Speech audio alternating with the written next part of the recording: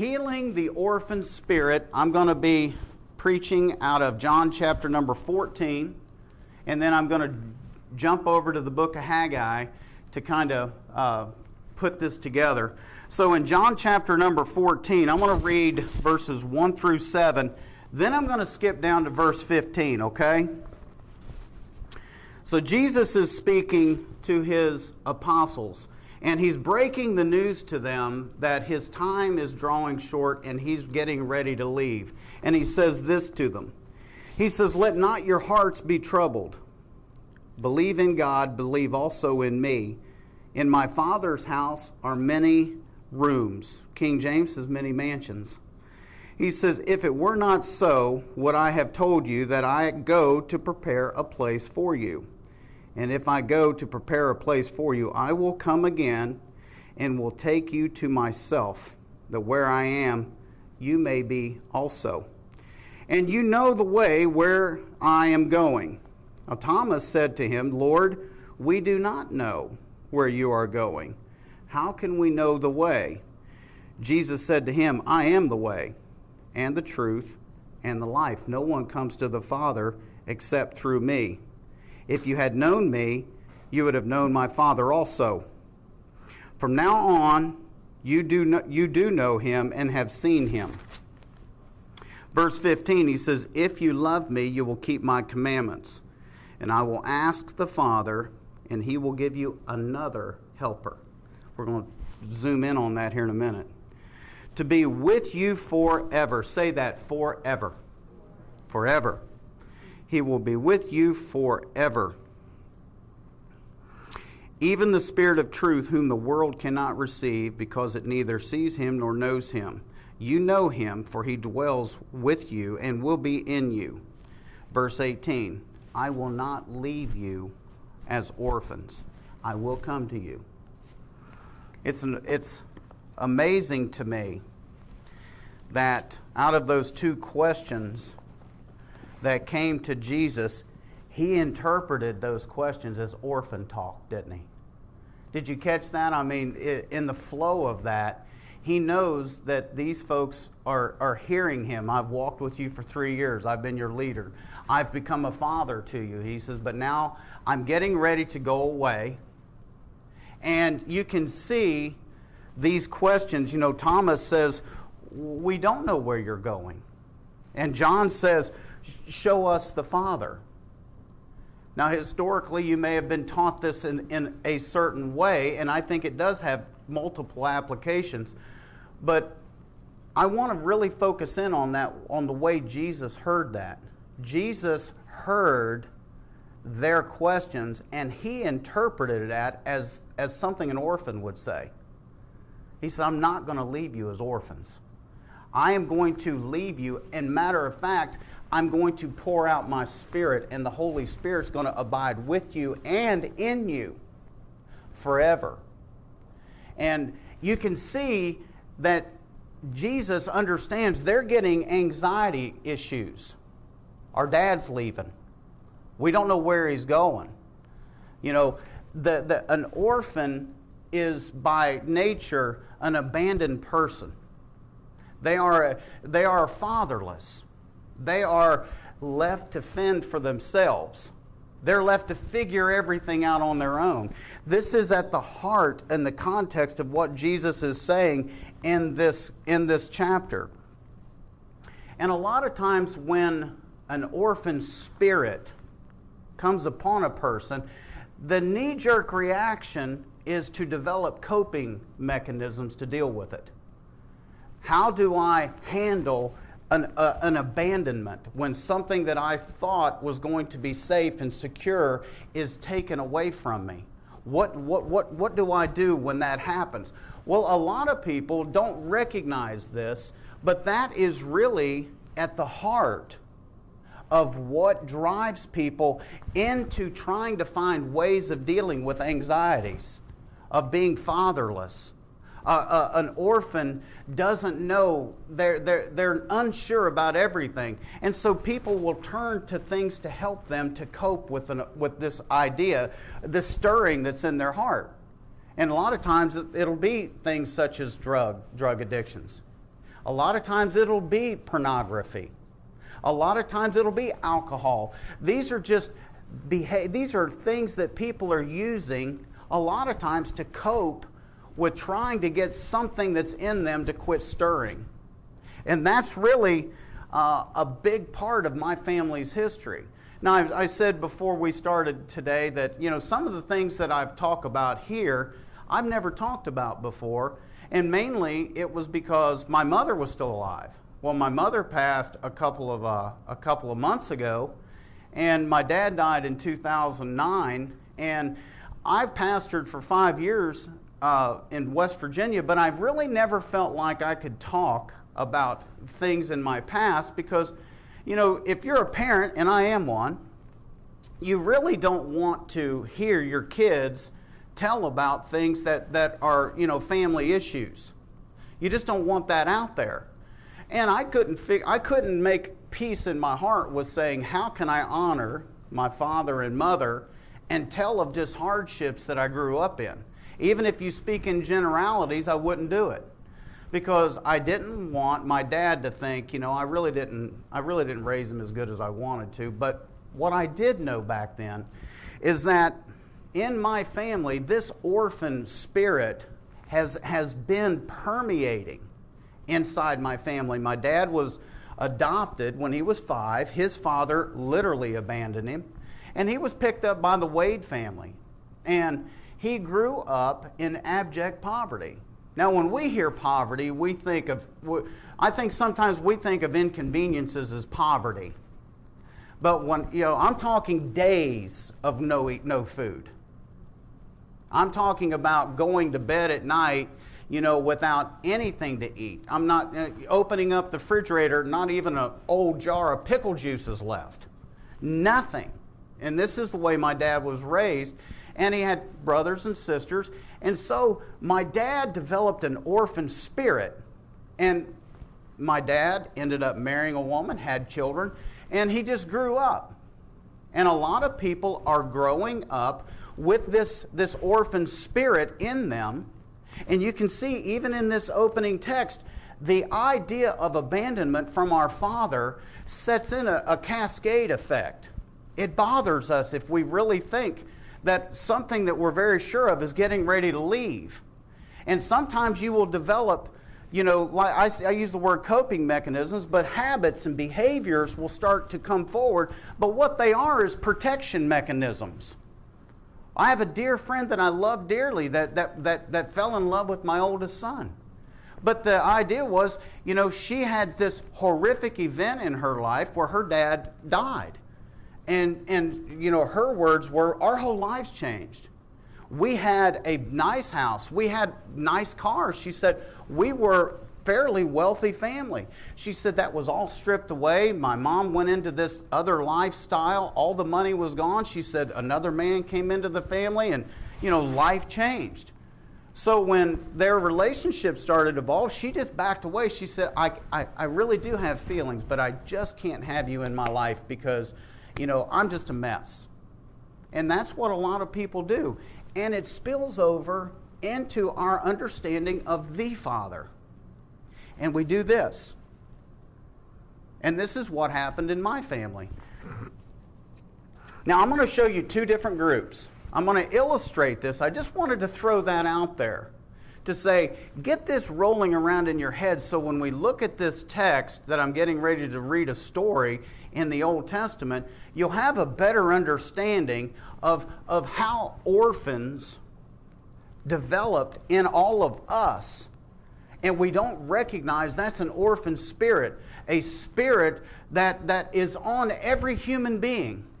We are created to be in relationship with the Father. And because humanity is separated from our real Father, every one of us are trying to figure out ways of navigating in a fallen world and figure out ways of doing that. And this is really at the heart of why we have so many religions. Why are people, bowing down to statues? Why are people, spreading out things and praying towards a certain direction so many times a day? Why do we have so much anarchy in our streets today? Why is there such separation? I'm telling you, at the very heart of all of it is an anxiety that everybody's looking to make that connection with God, but they don't know it. It's the old song way back in the day that they're looking for love in all the wrong places. You remember that? Johnny Lee, looking for love in too many faces. They don't know that, but that's what they're doing. They're trying to cope with something. Now, I don't know how much Bible knowledge everybody has, so just bear with me. The Bible records two groups of people that were slaves and then were delivered. Now, how many remember if I say the Exodus group? How many kind of have an overview of that? Well, that's really the first group, and I'm only going to touch on that for 2 minutes maybe, but then I'm going to springboard into the second group because that's where I think most people stay. But in the Exodus group, this is the group of people that were born in slavery. 430 years of bondage was this group of people. Now, if we were that group, look, use the theater of your mind.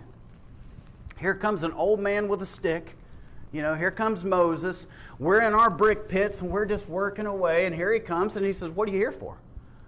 "Well, I'm come here to set you free." Free? We don't know that. My dad's been a slave. My dad's been a slave. My dad's dad's been a slave. 400 years we've just been stomping this straw into the mud. We don't know anything but this. Well, you're not supposed to be slaves. You were created to know God. I met Him. I'm taking you out of here to Him. That is the picture of forensic justification. That's a clear picture as I can ever tell you. That's what it looks like to be saved. You don't deserve it. I don't deserve it. We're separated from God. We need somebody else to come into our nasty, dirty lives and just pull us out of that slavery. And in that environment, you see hailstones. You see the Nile turning red. You see an old man going to battle against Pharaoh. This is the picture God says you're not wrestling against flesh and blood. You're wrestling against principalities and darkness and wickedness and high places. And to show you what that looks like, I'm going to send a man already withered in his weakest condition to come against the most powerful nation in the world and set you free simply because I want to do it. Simply because you're my kids and you don't know it, but I'm your real dad. And I'm going to defend you. I'm going to fight for you. I'm going to send locusts. I'm going to drain the swamp of frogs. I'm going to part the Red Sea. I'm going to, when the snakes bite, I'm going to heal you. When you come up to the bitter waters, I'm going to make them sweet. That's forensic justification. That is just God showing off. That's the out of Egypt crowd. Now there's another crowd. And I'm going to read about them in Haggai. Now here's what's happened.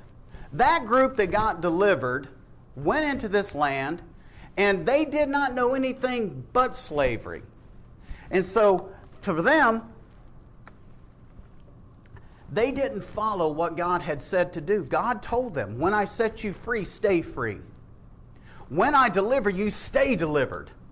Get away from the influences. I'm going to go before you and drive out all these enemies.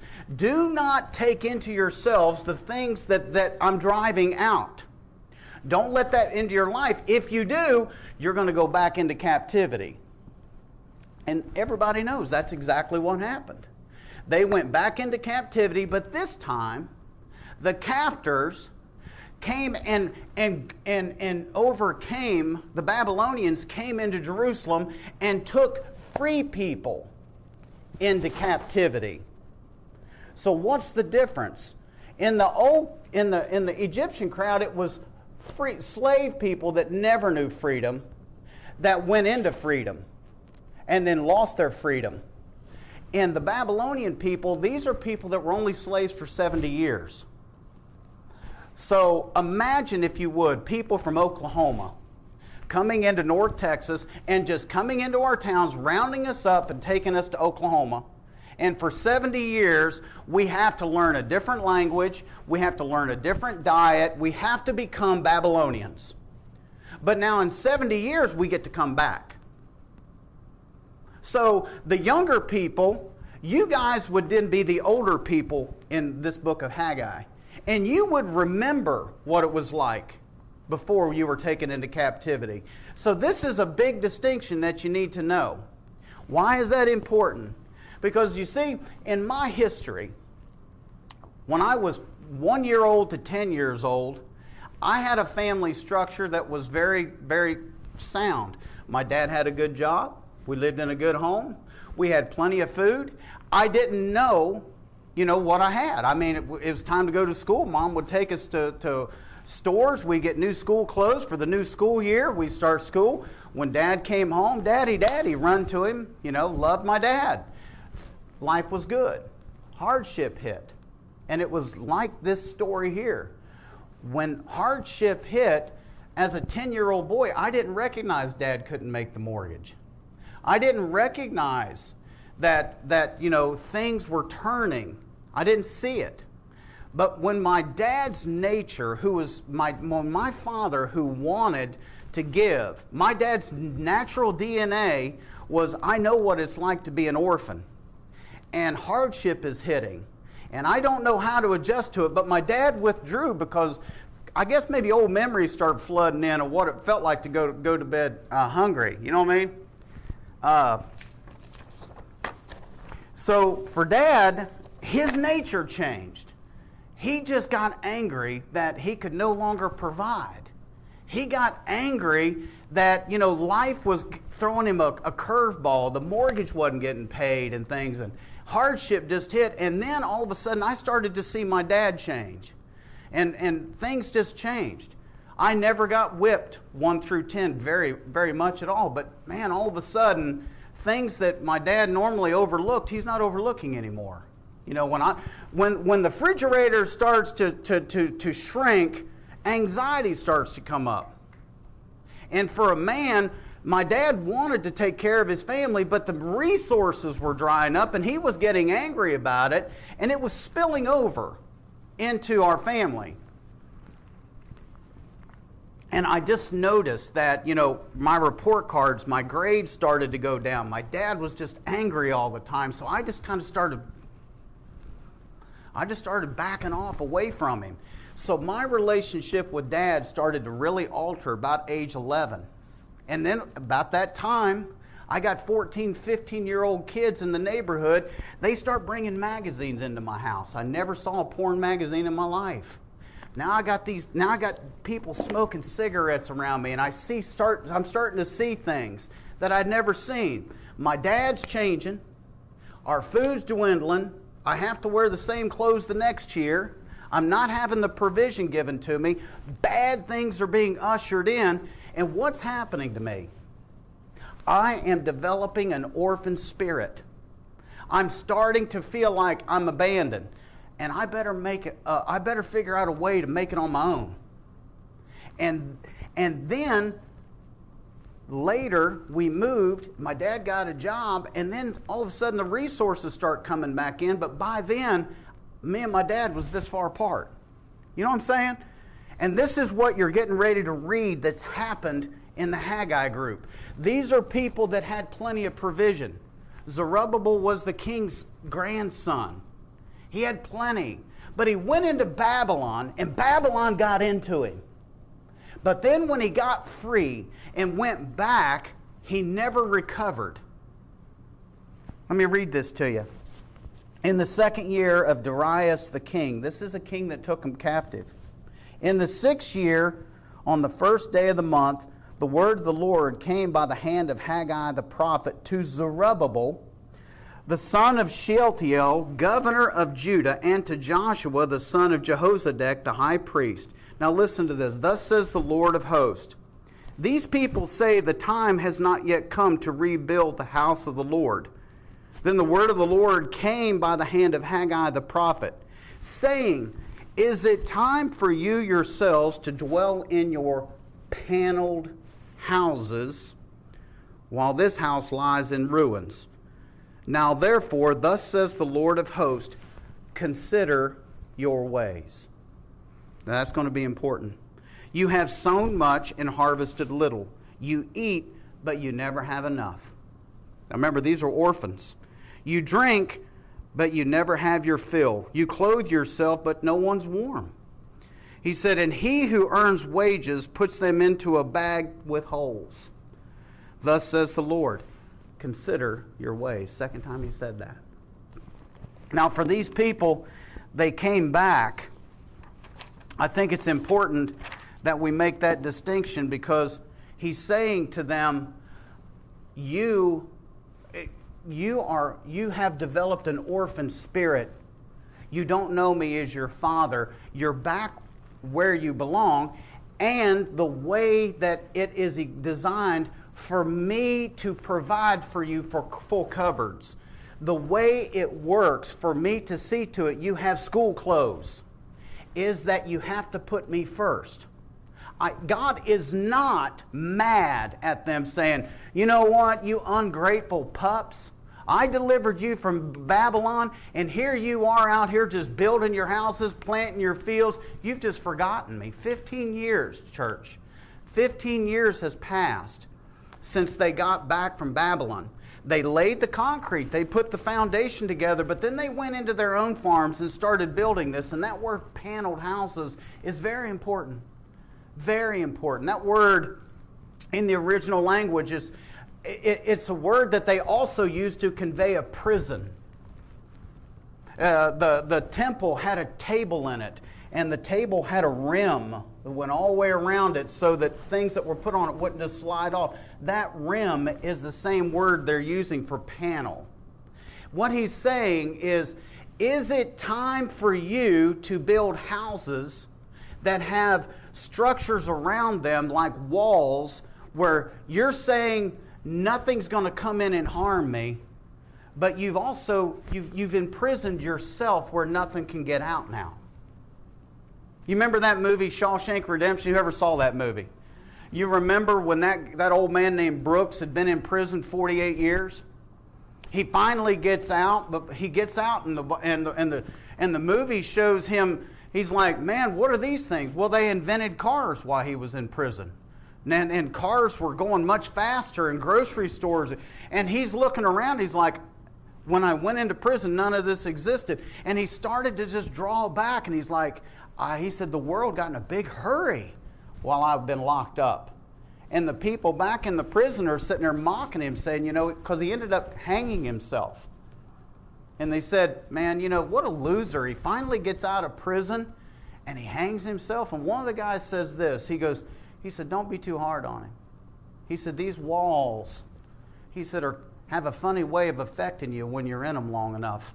He said, you first look at the walls as a way of keeping you in.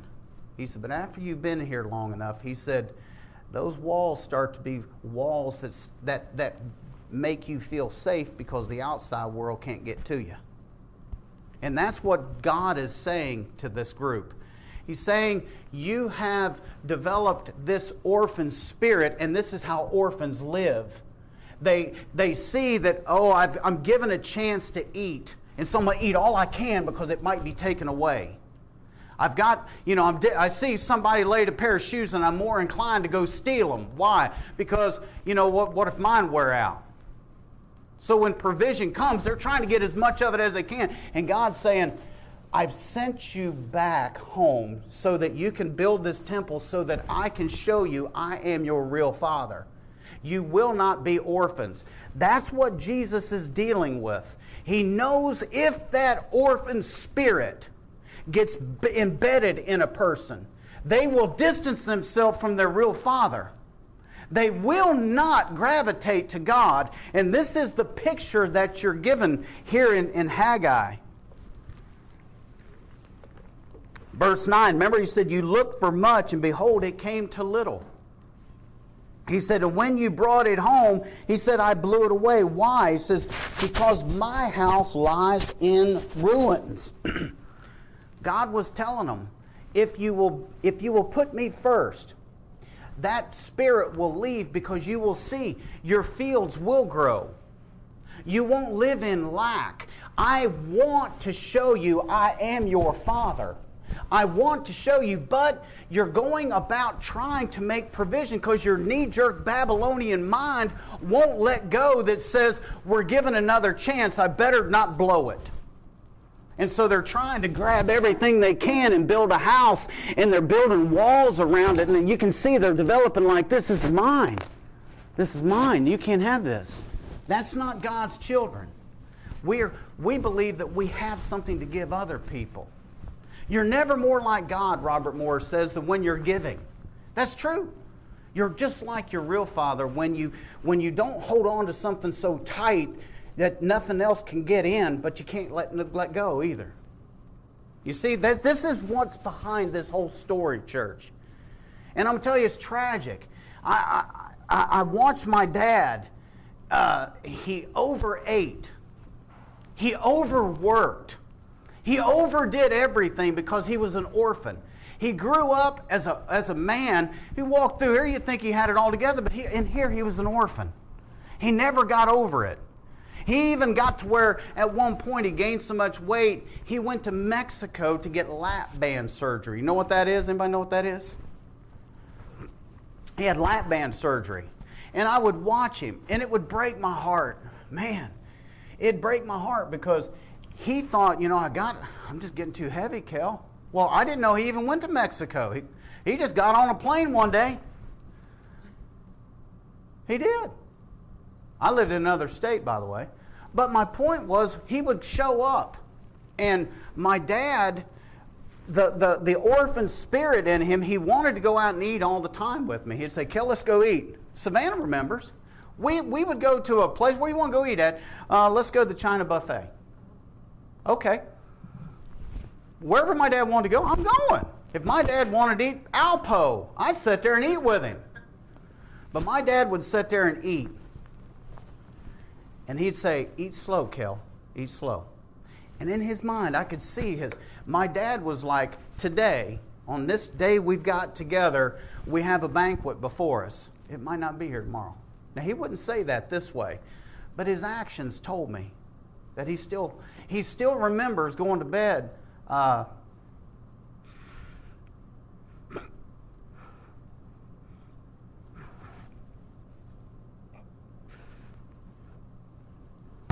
Hungry.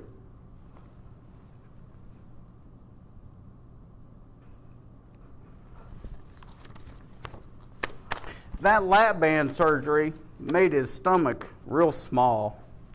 And he would eat, and the stomach just couldn't take what he was putting in. He'd throw up. Reggie, it was crazy. I'd watch him sit there and eat, and then he'd just, I got to go to the bathroom. He'd get up and he'd go throw up. He'd come back and he'd eat. And sometimes he'd, like this, it started to come up because his little tummy, I guess they really made it small. But in his mind, he's an orphan. I've got it. It's right here in front of me. I need to take it in. But this is what God's saying. You guys trying to put stuff in your pocket and there's holes in them. It's not taking it. You're trying to get out in the field earlier and earlier. If I can just get this crop planted, then the harvest is going to come in. And things are going to be better. And he's telling his family, just wait till next year. It's going to be better. And they're running out of food, and they're orphans, and God's coming along with the man of God saying, if you'll just know me as your real Father, you won't be hungry. You won't be going through this. You won't be trying to build panels around your house. You won't be getting on planes and going to Mexico trying to find a way to quit overeating. I want you to know me as your real Father. And in my Father's house, Jesus said, there's plenty of food.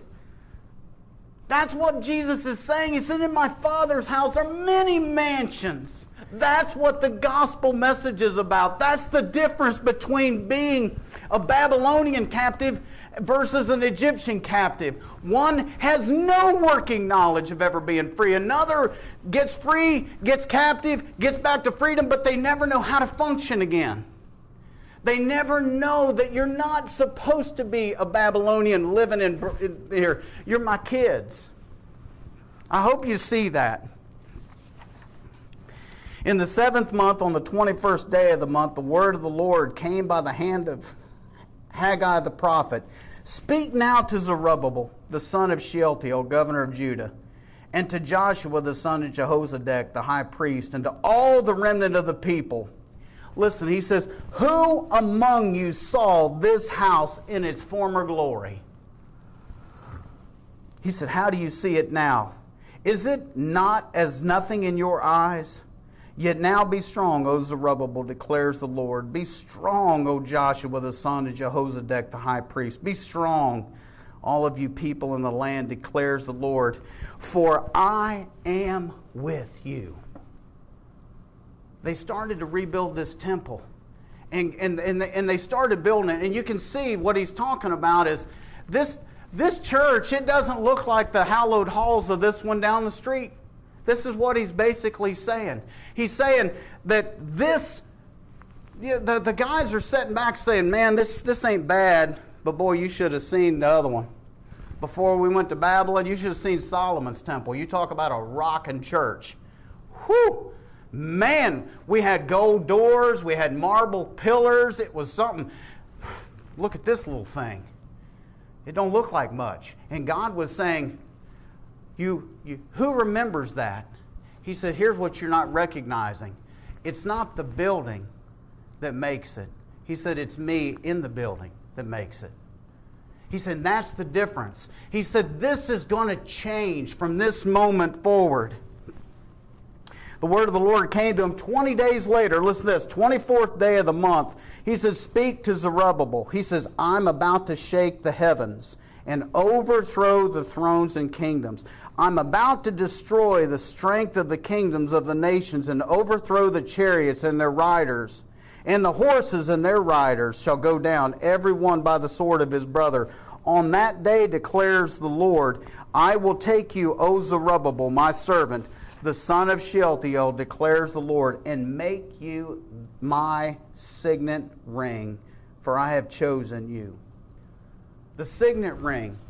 Whenever they would, a king would write something, they would roll the parchment up. They'd take a candle and they would melt the wax on the fold of it so it wouldn't unravel. And then they'd take their ring while the wax was hot and they'd put that signet ring in that to seal it. So when you got it, you saw that signet, you said, oh, this is a letter from the king. How do you know? Well, there's the signet ring right there. We know where this is coming from. God is saying in this book, he says, from this moment, now Zerubbabel, he was the king's grandson.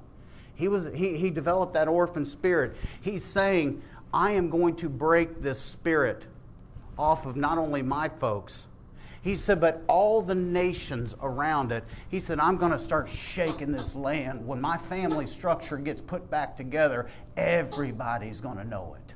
When daddy comes home and my kids recognize me, and they start allowing to put me first, when they start putting those building blocks together, when Legacy Bible Church starts to come together as a group of people, when we start taking our eyes off of the other models and say, well, it doesn't look like Solomon's temple. When we start getting that spirit out of us and we start saying, this is a family affair. God was saying to him, if you will build me a house, I'll make you a home. Big difference, isn't it? Big, big difference. You put me first, I'll shake the nations. That's never stopped. Now, some of us sitting here, some of us sitting right here in this room. Now, I told you I normally wouldn't talk like it, because you see why? It's hard for me to tell those stories. It's hard to see somebody you love suffer when you know you can't do anything about it. It's hard to see people go through that, and I don't like to tell those stories. I wouldn't say that if my father was still alive. It wouldn't be honoring to my mother. I wouldn't tell that story, and I don't like to tell a lot of those old stories, but I do have to acknowledge that healing had to get into this man too. I had to recognize for 3 years of my life the provision was taken out. But I had to say to God, because my father was an orphan and he raised me, I really was exposed to a poor representation of the real Father in that one season. And God was trying to say back then, as He is today, I don't question that everybody in here has that season of Babylonian captivity. Everybody's got that story. And all of us are attempting. We're trying to get better jobs. Why? We're trying to get more money. We're trying to get more money. We're trying to get a better car. We're trying to figure out how we can navigate in this fallen world. And we're getting preoccupied with it. And God was saying then through Haggai, and He's saying then through Jesus, if you will seek first the kingdom of God and His righteousness, everything else will be added. Everything else is free for the king's kids. And there's peace in that. That's the rest of God that He spoke of in Hebrews 4. If you'll enter into my rest, if you will build my name first, if you'll seek me first, not only will I take care of you, but the nations around you will be shaken to their core. You'll be devastatingly bad news to the world.